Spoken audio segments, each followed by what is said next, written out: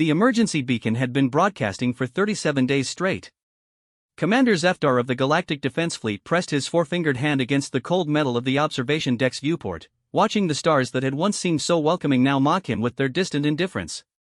His ship, the Valiant Dawn, hung dead in space like a broken toy, its hull scarred by weapons fire that had punched through their shields as if they were made of paper. "Any response from High Command?" he asked without turning around, though he already knew the answer by the defeated slump of his communications officer's shoulders reflected in the glass. "Nothing, sir," Lieutenant Kava replied, her normally melodious Altarian voice now hoarse from exhaustion. "The subspace relay network is completely down in this sector. Even if our message got through, the nearest rescue fleet is at least 40 jumps away." Zeftar's mandibles clicked together in frustration, a nervous habit he'd developed during his 2 decades of service. The Void Hunters had struck faster than anyone had predicted.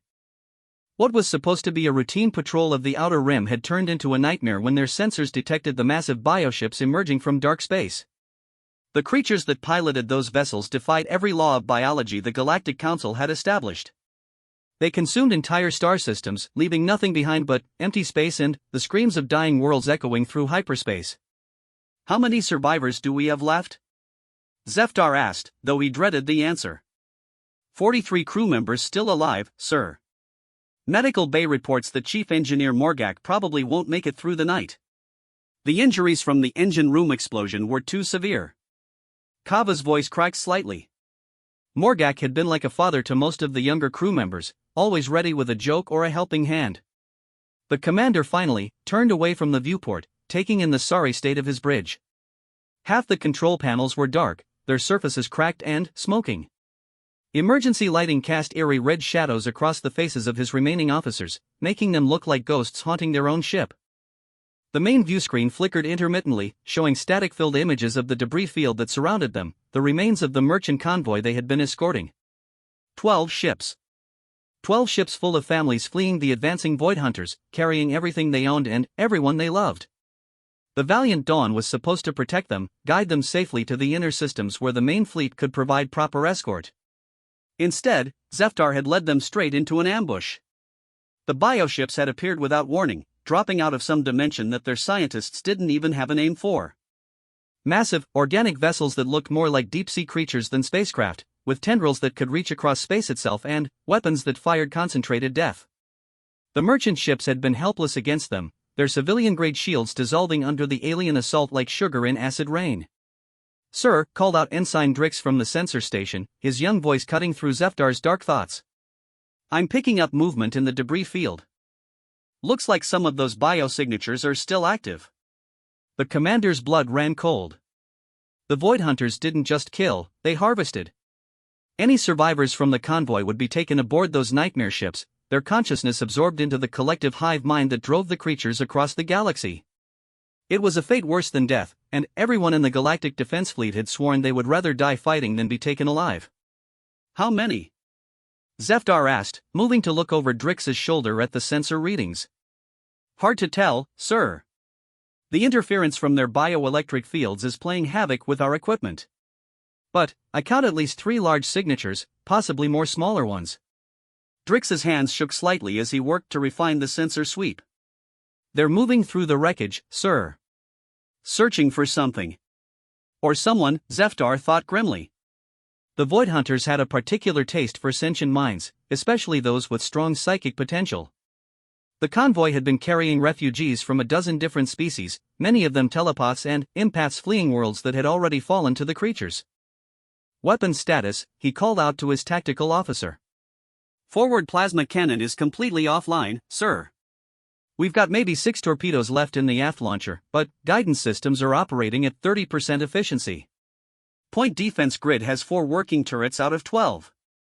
Lieutenant Commander Vextin reported the dismal numbers with professional calm, but Zeftar could see the defeat in his eyes. It wasn't enough. Even if they were at full strength, one patrol frigate against multiple bioships was suicide. But sitting here waiting to die wasn't an option either, not when there might be survivors out there who still had a chance. "All hands, this is the commander," Zeftar announced over the ship's internal communication system. "I know many of you are hurt. I know we've lost friends and shipmates. I know our situation looks hopeless. But there are still people out there in those ships, still people counting on us to do our duty. We swore an oath to protect the innocent, and that oath doesn't become void just because the odds are against us." He paused, looking around at the faces of his bridge crew. They were exhausted, scared, and facing impossible odds, but he could see something else in their expressions: determination. The same stubborn refusal to give up that had driven their species to the stars in the first place. "We're going to do everything we can to extract any survivors and get them to safety. I won't lie to you, this is probably a one-way mission. But if we're going to die today, we're going to die as soldiers, fighting for something that matters. Engineering, give me everything you can squeeze out of the engines. Tactical, prepare our remaining weapons. Communications, keep broadcasting our emergency beacon on all frequencies. Maybe someone out there will hear us." The bridge crew responded with a chorus of acknowledgements, and suddenly, the red-lit space felt less like a tomb and more like what it was supposed to be: the command center of a warship. Damaged and outgunned, perhaps, but still dangerous. The Valiant Dawn lurched forward as her damaged engines came back to life, plasma conduits glowing like veins of fire through her hull. On the main screen, the bioships grew larger as they approached, their organic forms writhing with a life that defied comprehension. Tentacles the size of city blocks reached out to probe the wreckage of destroyed vessels, while smaller creatures swarmed around them like antibodies in a bloodstream. "Sir," Drix called out suddenly, his voice tight with excitement. "I'm detecting life signs from the transport ship Gentle Hope. Looks like their emergency shelter held together. Reading approximately 30 survivors huddled in the cargo bay." Zeftar felt a spark of hope kindle in his chest. The Gentle Hope had been carrying mostly Terran refugees, humans who had fled their colony worlds when the Void Hunters first appeared in their sector. Humans were a relatively new species to the Galactic Council, having only achieved faster-than-light travel a few centuries ago, but they had quickly proven themselves to be fierce fighters and loyal allies.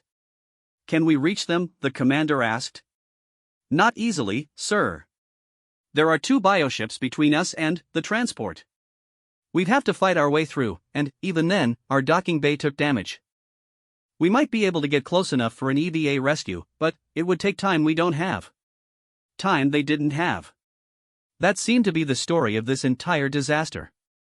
Always too little time, too few ships, too much distance between help and those who needed it.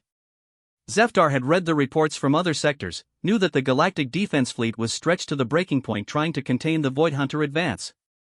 Every ship was needed elsewhere, fighting desperate holding actions against an enemy that seemed to grow stronger with every world it consumed. "Do it anyway," he ordered. "Plot an intercept course with the Gentle Hope. We'll punch through their line and extract as many survivors as we can. Even if we only save one life, it's better than sitting here waiting for the end." The ship shuddered as the engines increased power, and Zeftar gripped the command chair's armrests to steady himself. Through the main view screen, he could see the bioships beginning to turn toward them, alerted by their movement. The creature's sensors were unlike anything in the Galactic Council's databases, part biological, part technological, and part something else entirely. They seemed to perceive not just physical objects but thoughts and emotions as well, drawn to consciousness like moths to a flame. "Incoming transmission," Kava announced suddenly. It's not from High Command, sir. Unknown origin, but the signal is strong. Very strong." Zeftar frowned. Who could be transmitting out here in the middle of nowhere? Another survivor? A rescue ship that had somehow made it through the chaos undetected? "Put it through," he ordered. The bridge speakers crackled to life, and a voice filled the air, calm, professional, speaking in accented galactic standard that Zeftar recognized as the human dialect. "Unknown vessel, this is Captain Sarah Chen of the Terran ship Retribution. We've been monitoring your emergency beacon and are moving to assist. Please transmit your exact position and status. Help is on the way." The bridge fell silent.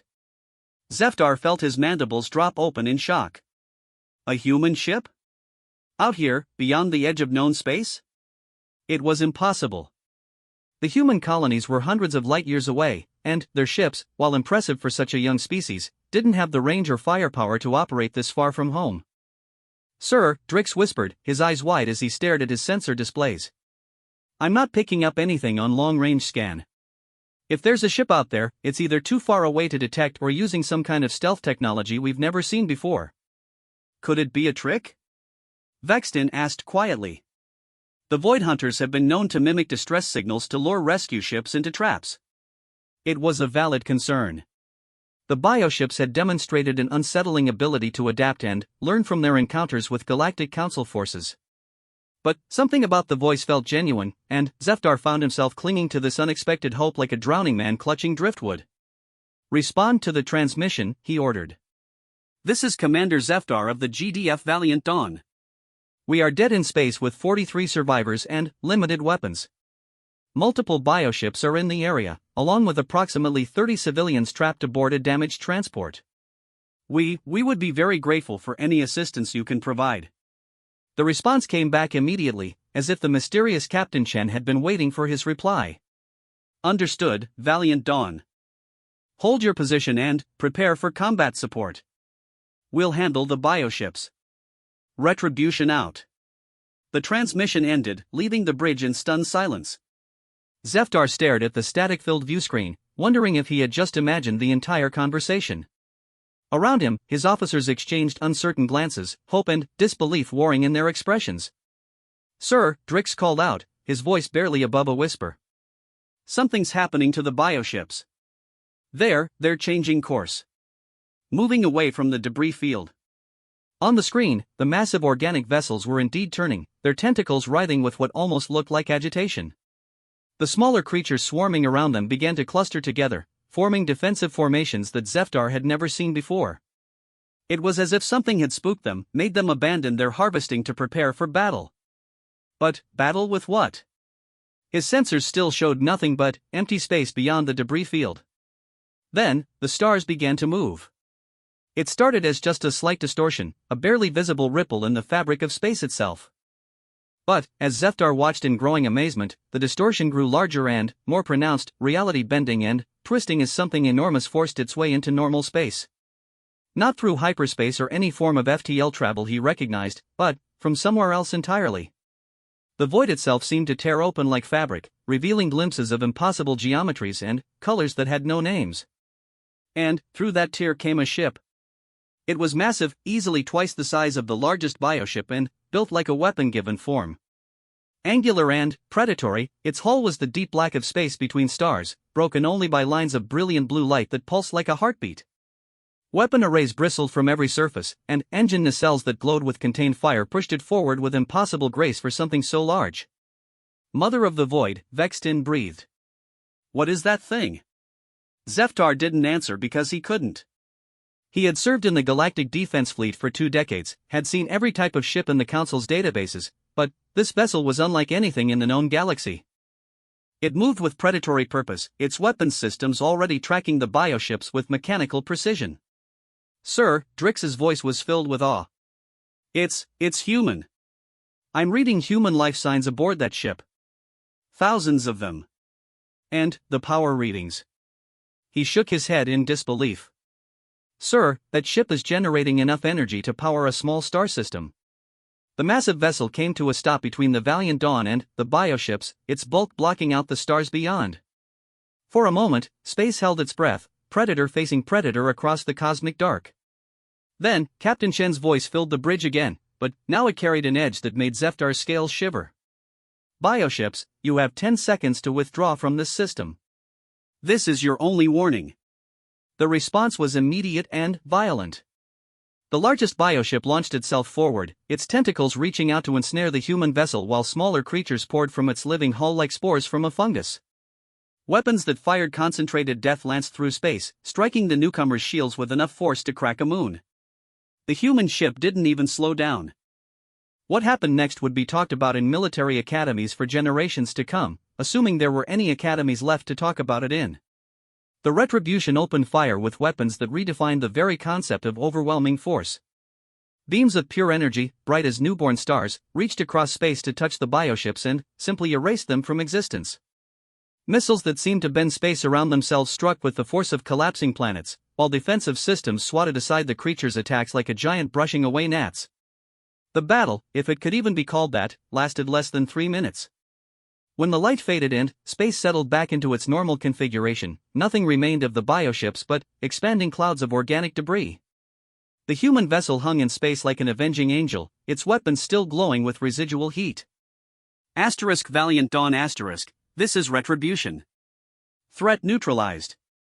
Preparing to assist with survivor recovery. Zeftar found his voice after several long seconds. Captain Chen, what was that ship? The response carried a note of grim satisfaction. That, Commander, was what happens when humanity stops asking for permission and starts taking responsibility. Stand by for rescue operations. We're bringing you home. As smaller ships began to detach from the massive vessel, heading toward both the Valiant Dawn and the wreckage of the Gentle Hope, Zeftar realized that something fundamental had just changed in the galaxy. The humans weren't just another member species of the Galactic Council anymore. They had become something else entirely, something that could tear holes in reality itself and emerge with ships that could challenge the Void Hunters on equal terms. For the first time in weeks, Commander Zeftar allowed himself to feel hope. The medical bay of the Retribution was unlike anything Zeftar had ever seen. Where Galactic Council ships used sterile white surfaces and holographic interfaces, the humans had created something that felt almost organic in its efficiency. Curved walls seemed to pulse with their own light, and medical equipment that looked more grown than manufactured worked with precision that bordered on the miraculous. Your chief engineer is going to make a full recovery, Dr. Amanda Vasquez told him as she emerged from the surgical suite, pulling off gloves that had been working to repair Morgak's massive internal injuries. The nanobotic repair system can handle trauma that would have been fatal with conventional treatment. Zeftar's mandibles clicked in amazement. Nanobotic repair? I thought that technology was still theoretical. The Council Science Division has been working on medical nanotechnology for decades without success. Dr. Vasquez smiled, an expression that somehow managed to be both warm and predatory at the same time. The Council Science Division doesn't have our motivation, Commander. When you're facing an enemy that can consume entire star systems, you learn to push the boundaries of what's possible very quickly. Through the transparent aluminum windows of the medical bay, Zeftar could see his crew being treated by human medical personnel. The technology they were using seemed impossibly advanced, but it was the efficiency that truly impressed him. Every human moved with purpose, as if they had rehearsed these procedures 1,000 times before. Which, he was beginning to realize, they probably had. How many ships like this do you have? He asked, watching as Lieutenant Kava's radiation burns faded under treatment that should have taken weeks to complete. Enough, Dr. Vasquez replied, her tone suggesting that was all the information he was going to get. Captain Chen wants to see you in her ready room when you're finished here. Follow the blue light strips on the deck, they'll guide you. Zeftar nodded and made his way through corridors that seemed to stretch on forever. The Retribution was enormous from the outside, but walking through it gave him a true sense of its massive scale. Crew members he passed moved with military precision, their uniforms bearing insignia he didn't recognize but their bearing unmistakably that of seasoned warriors. The blue lights led him to a lift that moved so smoothly he couldn't feel the acceleration, then, through a final corridor to a door marked with symbols in human script. It opened before he could announce himself, revealing a room that took his breath away. The ready room's far wall was entirely transparent, offering a view of space that stretched from deck to ceiling. But it wasn't the vista that stopped Zeftar cold, it was what he could see in that vista. Ships. Dozens of them, arranged in precise formation around the Retribution. Each one was clearly human in design but followed the same predatory aesthetic as the flagship. They hung in space like a pack of wolves, their weapons ready and their hulls scarred from recent battle. Impressive, isn't it? Captain Saracen stood with her back to the window, studying a holographic display that showed tactical information from across the sector. She was younger than Zeftar had expected, perhaps 40 years old by human standards, but her eyes held the weight of command that came from making impossible decisions under unthinkable pressure. Captain, Zeftar began, then stopped. What did you say to someone who had just pulled off what amounted to a miracle? I thank you for what you did out there. My crew, the survivors from the convoy, we owe you our lives. Chen turned to face him, and Zeftar saw something in her expression that made his scales ripple with unease. It wasn't cruelty or coldness, but rather a kind of controlled fury that reminded him of the plasma conduits in his ship's engine room, tremendous energy held in check by will alone. You don't owe me anything, Commander, she said quietly. What happened out there was a travesty that should never have occurred. 43 military personnel and 30 civilians left to die while bureaucrats in the inner systems debate response protocols and resource allocation. The holographic display shifted, showing a three-dimensional map of the galaxy with pulsing red indicators scattered across its outer rim. There were far more of them than Zeftar remembered from the last intelligence briefing he'd received. "This is the current situation," Chen continued, gesturing to the display. 17 star systems completely consumed. 43 more under active assault. The Galactic Defense Fleet is stretched so thin that response times to distress calls are measured in weeks rather than days. And, still, the Council debates whether to authorize the construction of new dreadnoughts or divert resources to evacuation efforts. Zeftar studied the map with growing horror. The red indicators had spread much further than he'd realized, reaching into sectors that had been considered safe just months ago. "The situation is worse than we were told." "The situation is worse than most people in the inner systems can imagine," Chen replied. "Which is why humanity has decided to take a more direct approach to the problem." She waved her hand, and the display changed again, now showing detailed schematics of the ships visible through the window. Zeftar's breath caught as he recognized some of the weapon systems, technologies that the Council had classified as too dangerous for deployment, theoretical designs that pushed the boundaries of known physics. "You're operating outside Council authority," he said, though it wasn't really a question. "The Council gave us membership and a voice in their chambers," Chen replied. "They didn't give us permission to defend ourselves and our allies. We've spent the last year building a fleet capable of taking the fight to the Void Hunters, using technologies that your science division deemed ethically questionable or potentially destabilizing to galactic politics." The captain moved to her desk, which was covered with data tablets and holographic projectors displaying intelligence reports from across human space. "Did you know that the first human colony to fall to the Void Hunters sent 14 separate distress calls before they were overrun? 14 calls for help over the course of 8 hours, while their orbital defense platforms held the line and civilians evacuated to underground shelters." Zeftar's mandibles clicked nervously. I wasn't aware of that level of detail." No response, Chen continued, her voice growing harder. Not even an acknowledgement that the calls had been received. 2 million human colonists, along with 500,000 refugees from other species who had sought shelter on our world, simply written off as acceptable losses while the defense fleet repositioned to protect strategically significant systems. The weight of that revelation settled over Zeftar like a heavy blanket. He had heard about the fall of New Geneva, of course, but the official reports had focused on the tactical lessons learned and the need for improved early warning systems. They hadn't mentioned the abandoned distress calls or the deliberate decision to let the world fall. "That's when we decided that waiting for permission was a luxury we couldn't afford," Chen said. "Humanity has always been good at finding ways to kill things that threaten us. We just needed to apply that talent on a galactic scale." The holographic display shifted again, this time showing battle footage from recent engagements. Zeftar watched in fascination and growing unease as human ships demonstrated tactics he'd never seen before. They fought like pack hunters, coordinating their attacks with precision that spoke of shared consciousness or instantaneous communication. Their weapons seemed to anticipate enemy movements, striking at weak points with surgical accuracy. "How are you coordinating your fleet movements?" he asked. "The communication lag between ships should make that kind of precision impossible." Chen smiled, but it wasn't a pleasant expression. "Quantum entanglement communication networks. Every ship in our fleet has quantum-linked transceivers that allow for instantaneous coordination across any distance. The technology has existed for decades, but the Council deemed it too expensive and complex for military deployment." "The power requirements alone should be enormous," Zeftar protested. "And the computing power needed to maintain quantum coherence across multiple ships would require artificial intelligence systems far more advanced than anything the Council currently allows," Chen finished. "Yes, we're aware of the restrictions. We've chosen to ignore them." The implications of that statement hit Zeftar like a physical blow.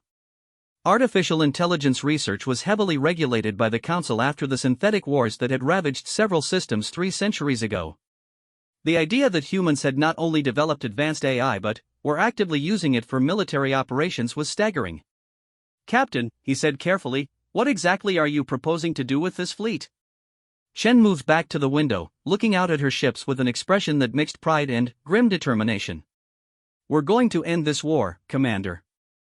Not contain it, not manage it, not negotiate a peace treaty that allows the Void Hunters to keep what they've already consumed. We're going to hunt down every bioship in the galaxy and destroy them completely. That's... Zeftar searched for words. That's genocide. Even if they're hostile aliens, the Council would never approve of total extermination. The Council isn't being asked to approve, Chen replied flatly. This is a human operation, using human ships and human crews.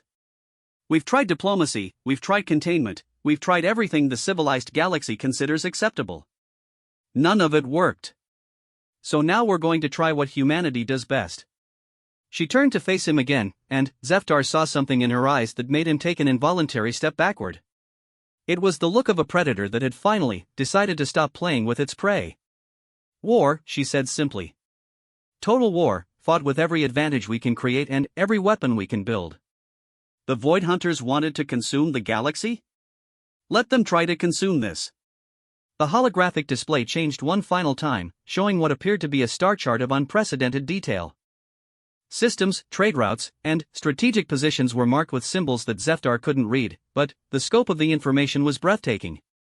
It covered not just human space but vast regions of the galaxy that should have been impossible to survey in such detail.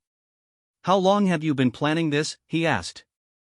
Since the first human world fell, Chen replied. We've been building ships, recruiting crews, developing new technologies, and gathering intelligence on Void Hunter movements and capabilities. The fleet you see here represents the first wave of our response. There are 12 more battle groups like this one, plus support fleets, mobile shipyards, and research vessels equipped with technologies that push the boundaries of known physics. Zeftar felt his legs grow weak and gratefully accepted the chair that Chen gestured toward. The scope of what she was describing was beyond anything he had imagined possible.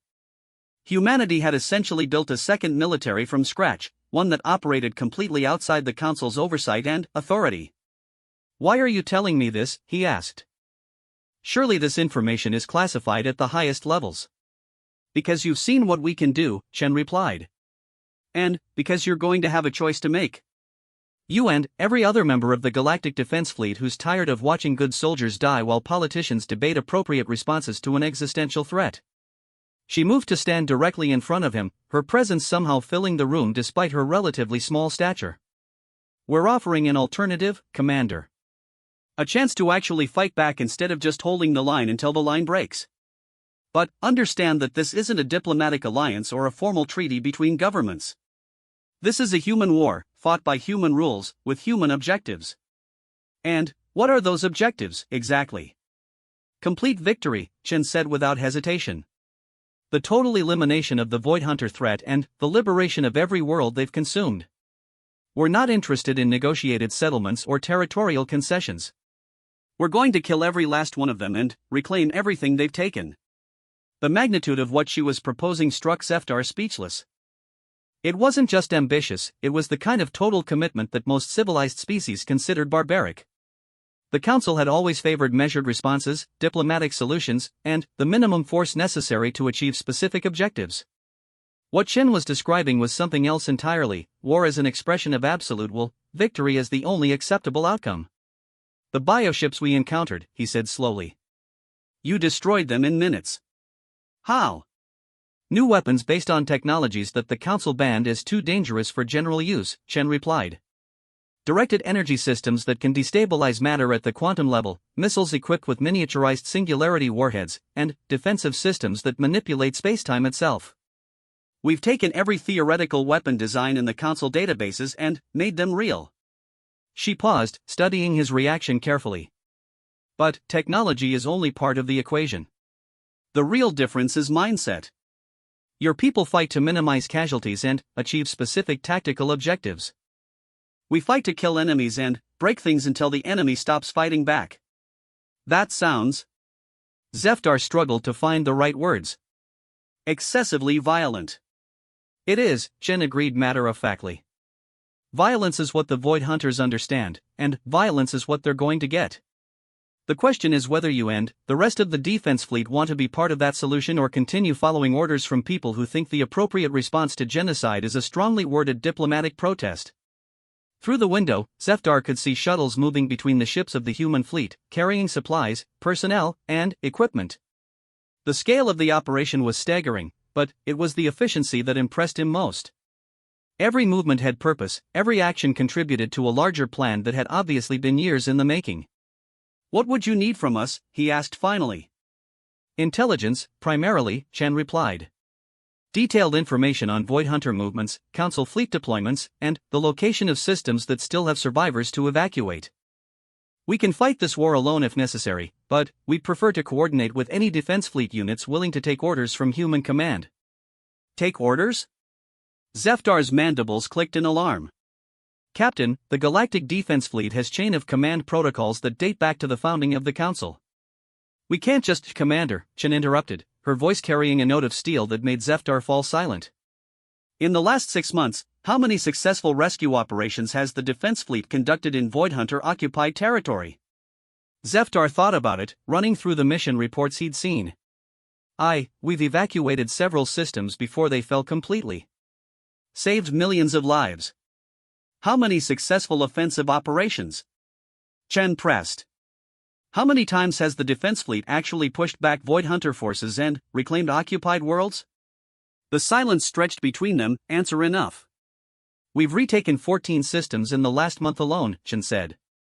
"Completely purged of bioships, with orbital defenses restored and civilian populations returning to rebuild. The choice is simple: continue following the same strategy that's been failing for over a year, or join an operation that's actually winning." Zeftar stared out at the human fleet, trying to process everything he'd learned. The implications were staggering, not just for the war against the Void Hunters but for the entire political structure of the galaxy. If humanity could field this kind of military power independently, what did that mean for the Council's authority? What did it mean for the careful balance of power that had kept the peace for centuries? "I need to discuss this with my crew," he said finally. "Of course," Chen replied. "Take all the time you need. But understand that we're not going to wait for consensus or approval from the Council. The war continues with or without you. The only question is whether you want to be part of the solution or part of the problem." As if summoned by her words, a human officer appeared at the ready room door. "Captain, we've received confirmation from Battle Group 7. The Kepler system has been completely cleared of bioship presence. Orbital infrastructure is being restored and the first refugee ships are already inbound." Chen nodded approvingly. "Excellent. Signal Battle Group 4 to begin operations in the Ross system. Full sterilization protocols." "Understood, Captain. What about the Council observer ships in that sector?" "They can observe from a safe distance or join the operation under our command," Chen replied. "But they will not interfere with our operational objectives." The officer saluted and departed, leaving Zeftar alone with his thoughts and the growing realization that the galaxy he had known was changing faster than anyone had anticipated. Outside the window, the stars that had once seemed so distant and peaceful now looked like a battlefield waiting to happen. The crew meeting in the restored conference room of the Valiant Dawn was unlike any Zeftar had ever conducted.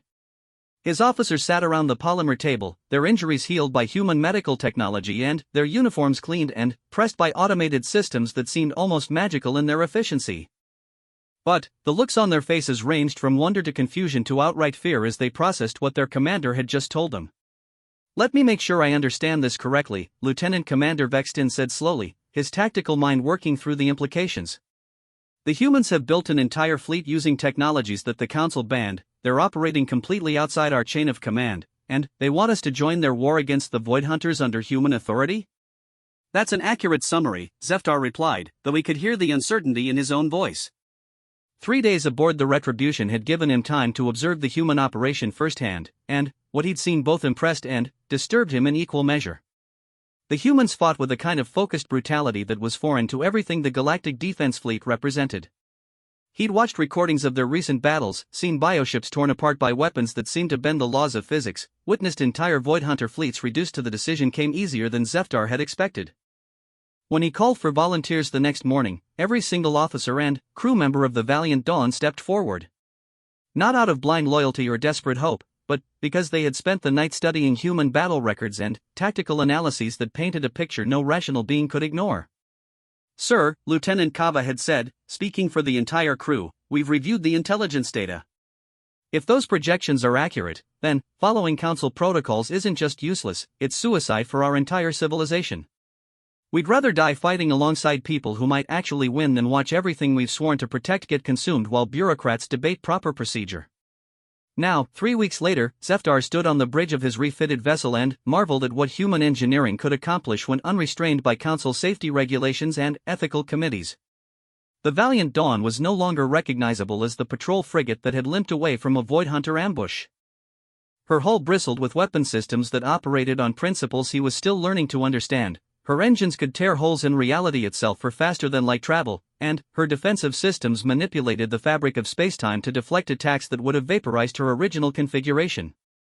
"Quantum torpedo tubes loaded and ready," reported Chief Weapons Officer Vex 10, his voice carrying professional satisfaction as he worked with systems that made their original armaments look like primitive projectile weapons. Dimensional lance capacitors at full charge, reality anchor systems online, temporal shielding at maximum efficiency. The terminology still sounded like science fiction to Zeftar, but he'd seen these weapons in action during joint operations with the human fleet. Bioships that had seemed invulnerable to conventional weapons simply ceased to exist when struck by quantum torpedoes. Dimensional lances could reach across space itself to strike targets that weren't technically in the same dimensional frame. And the less said about reality anchors, the better. Weapons that could lock enemy ships in temporal loops or banish them to parallel dimensions where the laws of physics worked differently. "Sensor sweep complete," Commander Ensign Drix announced from his upgraded sensor station. "I'm reading massive bioship concentrations in the Altair system. Multiple capital-class vessels and approximately 40 smaller ships in supporting formation." The main viewscreen displayed tactical information that would have been impossible to gather with their original equipment. Human sensor technology could apparently peer through hyperspace itself, tracking enemy movements across multiple dimensional layers and predicting their likely destinations based on energy patterns that conventional scanners couldn't even detect. "Analysis suggests they're preparing for a major assault on the Centauri colonies," Dr. Kelsa reported from her science station. "Population centers, industrial facilities, and orbital infrastructure would provide the biological matter and technological resources they need for the next phase of their expansion." Zeftar studied the tactical display with eyes that had learned to think like a human military commander over the past weeks. The old defense fleet doctrine would have called for immediate evacuation of the threatened systems while fleet assets repositioned to defensive choke points. Minimize losses, preserve infrastructure where possible, and hope that strategic withdrawal would buy time for diplomatic solutions. The human approach was simpler and infinitely more violent: kill everything hostile before it could threaten anything friendly. No retreat, no negotiation, no quarter given or expected. "Signal the task force," Zeftar ordered. "All ships are to prepare for assault formation Delta 7. We're going to hit them before they can launch their attack." The tactical display showed the other vessels under his command taking position around the Valiant Dawn. 5 defense fleet ships that had chosen to join the human operation, their crews retrained and their vessels upgraded with technologies that pushed the boundaries of known science. And, supporting them, 3 human destroyers whose sleek hulls concealed firepower that could crack planets. It was still surreal to Zeftar that he was now commanding a mixed task force operating under human authority. The chain of command had been surprisingly simple to establish. Humanity had offered technological superiority and proven tactical success, while experienced defense fleet officers brought knowledge of galactic geography and alien psychology that even human intelligence networks couldn't fully replicate. "Hyperspace jump in 30 seconds, announced Navigator Chen, one of the human officers who had volunteered to serve aboard defense fleet vessels to help with the integration of new technologies. "All ships report ready for combat operations." The irony wasn't lost on Zeftar that some of his most capable bridge officers were now humans who had given up positions aboard advanced starships to help train alien crews. Captain Sarah Chen had been right about human priorities. They were focused on winning the war by whatever means necessary, even if it meant sharing their most closely guarded secrets with former Council loyalists. Translation to normal space in 3, 2, 1, mark. Reality twisted around them as the dimensional engines tore a hole through hyperspace, depositing the task force directly into the middle of the bioship formation. It was a tactic that would have been impossible with conventional faster-than-light drives, but human engineering had made the impossible routine. The Void Hunters reacted with the speed that had made them so dangerous to defense fleet operations, their bioships immediately moving to surround the human force while smaller organisms swarmed from their hulls like antibodies responding to an infection.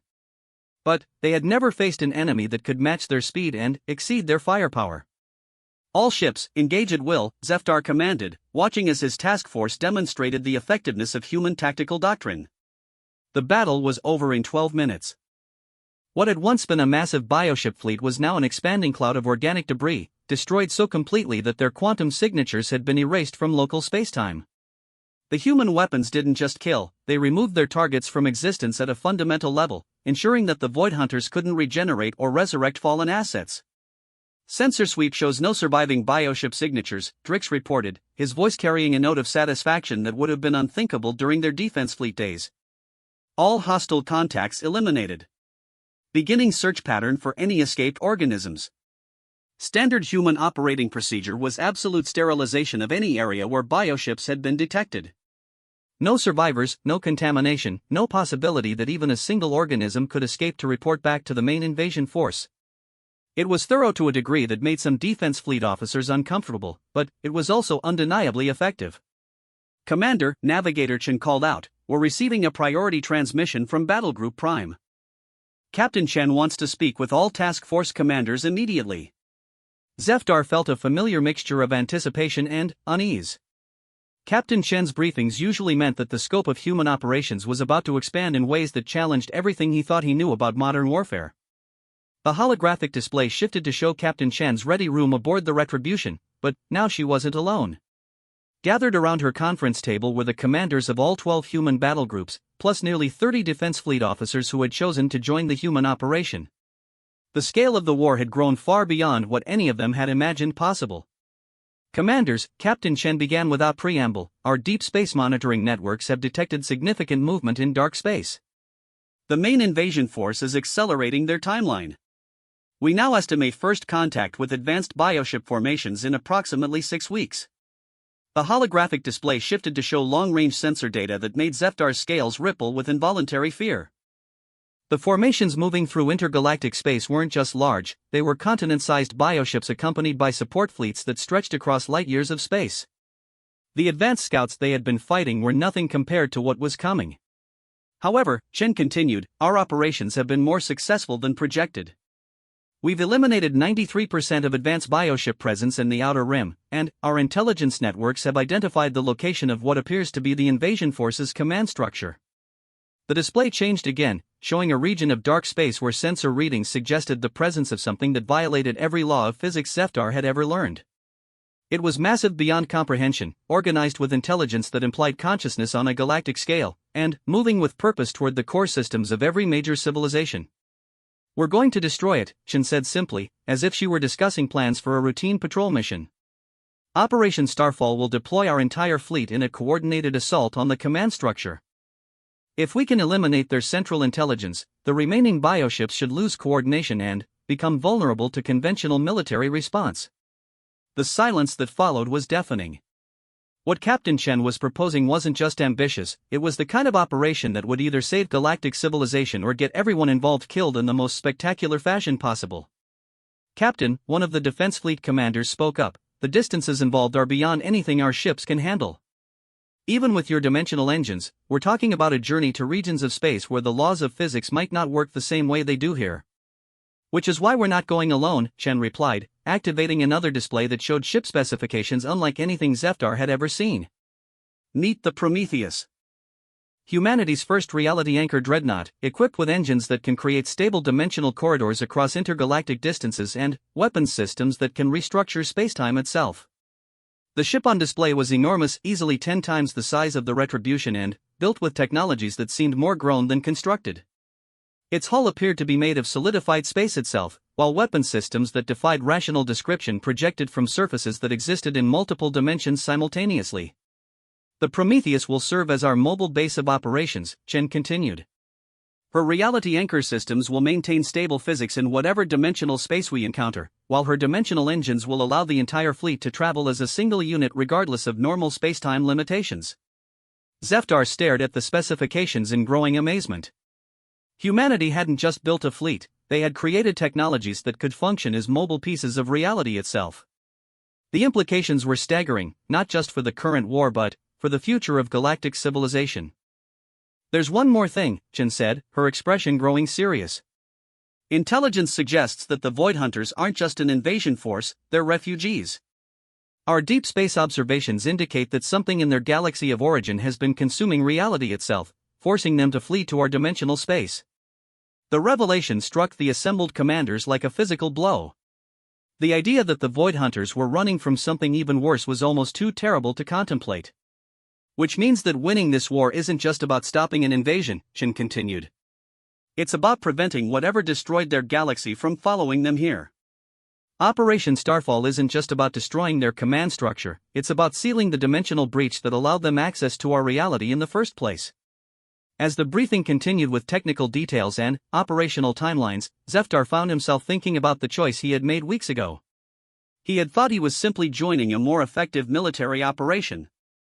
Instead, he had become part of something that would determine the fate of reality itself. Looking around at the faces of his fellow commanders, both human and alien, he saw the same realization dawning in their expressions. They weren't just fighting for their worlds or their species anymore. They were fighting for the right of existence itself to continue in a universe where the laws of physics still made sense. The war was about to enter a phase that would make everything they had experienced so far seem like a training exercise. And, somehow, the fate of multiple galaxies now rested in the hands of a species that had only learned to travel between stars a few centuries ago. Zeftar found himself hoping that humanity's gift for violence would prove equal to the challenge ahead. The Prometheus was even more impressive in person than the holographic projections had suggested. Zeftar stood in the observation lounge of the Valiant Dawn, watching through reinforced transparent aluminum as the reality anchor dreadnought prepared for the most ambitious military operation in galactic history. The massive vessel hung in space like a piece of crystallized infinity, its hull reflecting dimensions that shouldn't exist, while weapon systems that look more like geometric equations than physical objects prepared for combat against enemies that existed outside normal spacetime. Final fleet count shows 847 vessels ready for dimensional translation, reported Lieutenant Kava from her position at the communication station. Human ships, defense fleet vessels, and even some council forces that decided to join us at the last minute. The last part still amazed Zeftar. Despite official council policy condemning the human operation as reckless and unauthorized, individual commanders and entire fleet units had been quietly joining the assault force. When faced with the choice between following bureaucratic protocols or preventing the end of reality itself, practical beings had chosen survival over politics. Status report from all task force commanders, Zeftar ordered, settling into the captain's chair that had been specially modified to accommodate his physiology. The integration of human and alien technologies had required adaptations that went beyond simple engineering. It had demanded new ways of thinking about warfare itself. Task Force 7 reports full readiness, came the voice of Commander Threxka, whose Mantis destroyers had been equipped with quantum torpedo systems that could strike targets across dimensional barriers. Our crews have completed final training exercises with the new weapon systems. Task Force 12 ready for combat operations, reported Captain Martinez, one of the human officers who commanded a mixed unit of upgraded defense fleet cruisers. All ships report green boards across all systems. The reports continued as commanders from across the galaxy checked in with readiness confirmations. Zeftar had never imagined being part of such a massive coordinated operation, especially one that brought together species that had been suspicious allies at best just months ago. The Void Hunter threat had accomplished what centuries of diplomatic efforts had failed to achieve: true military cooperation based on shared survival rather than political convenience. Commander, Dr. Kelsa called out from her science station, "I'm detecting some unusual readings from the dimensional breach ahead. The physics in that region of space appear to be fluctuating." The main view screen shifted to display long-range sensor data from their destination, and what it showed made Zeftar's mandibles click nervously.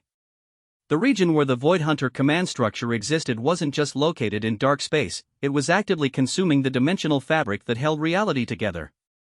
Matter, energy, and even the fundamental forces that govern physics were being absorbed and converted into something else entirely. Analysis suggests that proximity to the command structure will require constant reality anchor support, Dr. Kelsa continued. Without the Prometheus maintaining stable physics, our ships would begin to dissolve at the molecular level within minutes of entering that space. Captain Chen's voice filled the bridge as she addressed the entire fleet from the Prometheus. "All vessels, this is Fleet Command. We are beginning final approach to the target zone.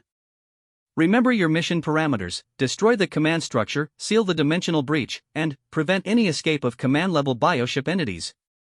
No matter what we encounter in there, no matter how impossible it seems, we do not retreat. Failure means the end of everything we've ever known. The gravity of her words settled over the bridge crew like a heavy blanket. They were about to enter a region of space where the normal rules of existence didn't apply, to fight enemies that existed partially outside reality itself, using weapons that pushed the boundaries of what was theoretically possible. Dimensional translation beginning in 60 seconds, Navigator Chen announced from her station. All ships maintain formation integrity. The Prometheus will create a stable corridor, but any vessel that falls outside the reality anchor field will be lost. Through the view screen, Zefdar could see the massive dreadnought beginning to glow with energies that hurt to look at directly. The space around it was starting to bend and twist as the reality anchor systems engaged, creating a pocket of stable physics that could survive the journey into regions where existence itself was under attack. Translation in 30 seconds. All hands, prepare for dimensional shift. Zefdar gripped his command chair as the countdown continued. He had experienced hyperspace jumps thousands of times during his career, but this was something entirely different. They weren't just moving through space, they were moving through the fundamental structure of reality itself. Translation in 10 seconds. All stations report ready. The universe turned inside out. For a moment that lasted eternity, Zefdar existed in a state where the concepts of space, time, matter, and energy became meaningless abstractions. He could see the mathematical equations that govern physics written in fire across dimensions that had no names, feel the presence of consciousness so vast that galaxies were just thoughts in its mind, sense the approaching destruction of everything that had ever existed or ever could exist. Then, reality reasserted itself, and they were somewhere else entirely. The view screen showed a vista that defied description. They were floating in space that wasn't quite space, surrounded by structures that existed in too many dimensions to properly perceive. The Void Hunter command entity was there, vast beyond comprehension, its form shifting between states of matter that shouldn't be able to coexist. And, surrounding it, bioships by the thousands, their organic hulls pulsing with energies drawn from the dissolution of reality itself. Contact, Ensign Drix reported, his voice tight with stress. Multiple capital ships moving to intercept. I'm reading weapon signatures unlike anything in our databases. The first wave of bioships attacked with weapons that fired concentrated unreality, beams of anti-existence that simply erased whatever they touched from the timeline itself. Ships struck by these weapons didn't just explode or die, they ceased to have ever existed, their crews forgotten by reality as if they had never been born. But, the human fleet responded with technologies that were equally impossible. Quantum torpedoes that struck targets in the past, dimensional lances that could reach across parallel universes to find vulnerable points in enemy defenses, reality bombs that restored normal physics to regions where it had been suspended. All ships, concentrate fire on the command structure, Captain Chen's voice cut through the chaos of battle. Ignore the escort vessels and focus on the primary target. We may only get one shot at this. Zefdar watched as the combined fleet turned toward the massive entity at the center of the enemy formation. The thing was so large that his mind couldn't properly process its dimensions, so alien that looking at it directly caused his visual cortex to send contradictory signals to his brain. But it was clearly intelligent, clearly coordinating the bioship swarms, and clearly the key to everything that had been happening across the galaxy. Target acquired, Vextin reported from his weapons station. Quantum torpedo tubes loaded and locked on the central consciousness node. Fire, Zefdar ordered, and watched as his ship contributed to the most important military action in galactic history. The concentrated firepower of 800 ships struck the command entity simultaneously, weapons designed to unmake reality itself focusing on a target that existed partially outside normal spacetime. For a moment, the universe held its breath as forces that violated every known law of physics collided in a cascade of impossible energies.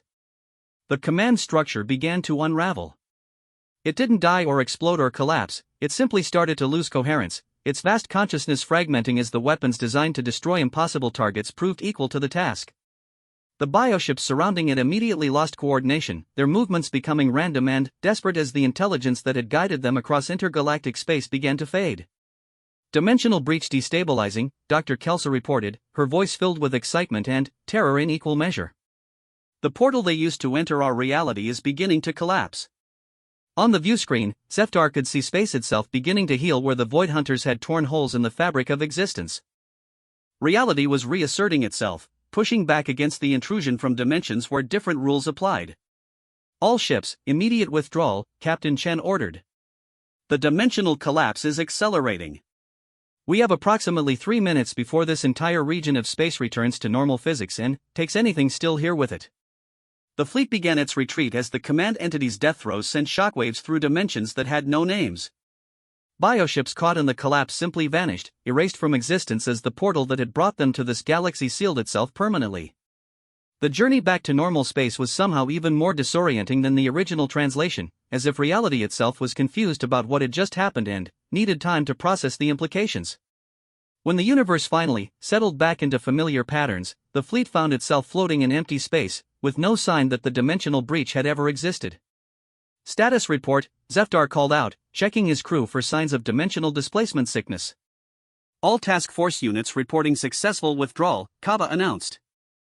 Preliminary casualty reports show surprisingly light losses considering the scope of the operation.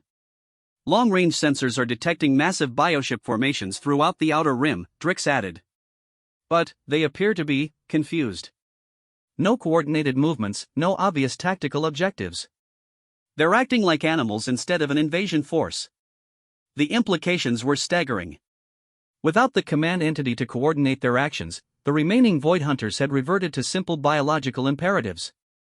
They were still dangerous, but they were no longer an existential threat to galactic civilization.